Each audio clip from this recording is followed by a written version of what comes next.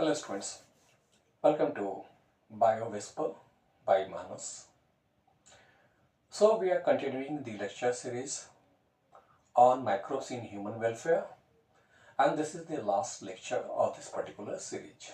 So be attentive here. Today we are going to discuss about biogas, biocontrol, and the last but not the least, biofertilizers. So let's study them one by one. So what is actually biogas?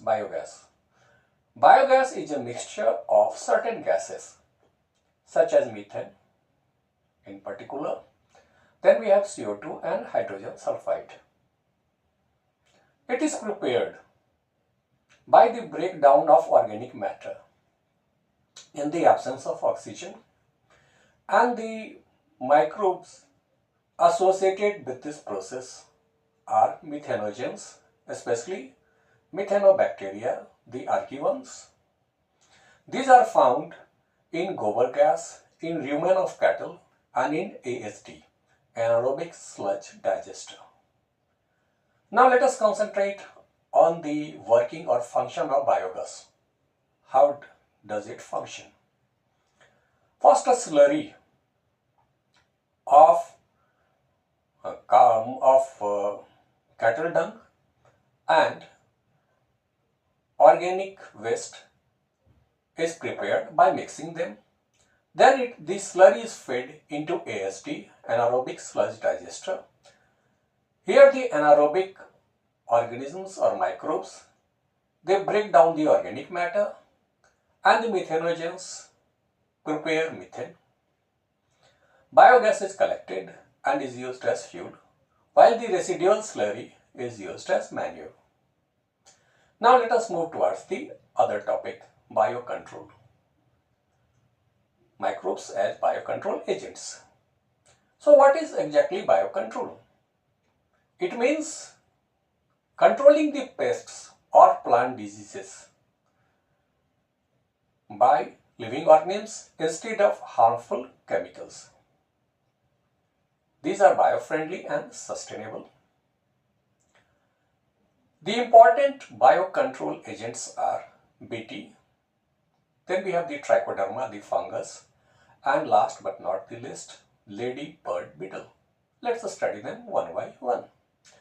At first, it's Bt, Bacillus thuringiensis, which is used in cotton plants. What happens here? It prepares a protein toxin which kills the insect larva.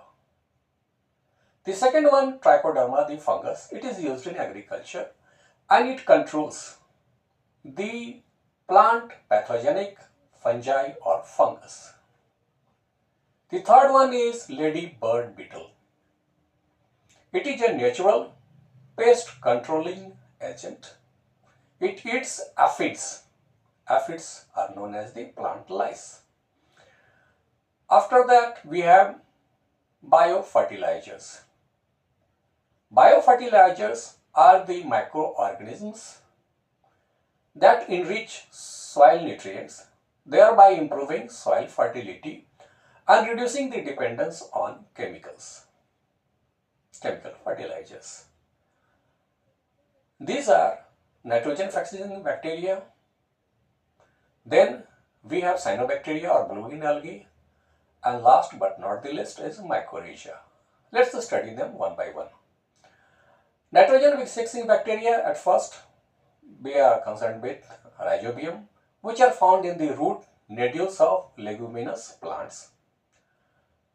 They convert the atmospheric nitrogen into usable form. Next in line is Azotobacter, Azospirillum. These are free-living nitrogen fixers. After that, it's cyanobacteria or blue-green algae, such as nostoc and anabaena. These add nutrients to the soil.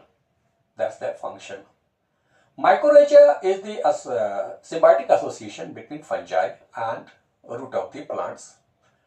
These increase absorption of phosphorus, certain nutrients or minerals, and water.